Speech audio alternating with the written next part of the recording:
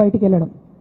ఈ మహానుభావుడు వల్ల జగ్గారెడ్డి దగ్గర నుంచి మొదలు పెడితే, చెరుకు శ్రీనివాసరెడ్డి ముత్యంరెడ్డి అన్న కొడుకు దగ్గర నుంచి మొదలు పెడితే, రఘునందన్ రావు గారు, మైనంపల్లి గారు, విజయశాంతి గారు, విజయరామారావు గారు, ఆయన పాత పెద్ద ఆయన ఉండే ఈటల రాజేందర్ గారు, వీళ్ళందరూ పార్టీలకు వెళ్ళి పోయినారు కదా.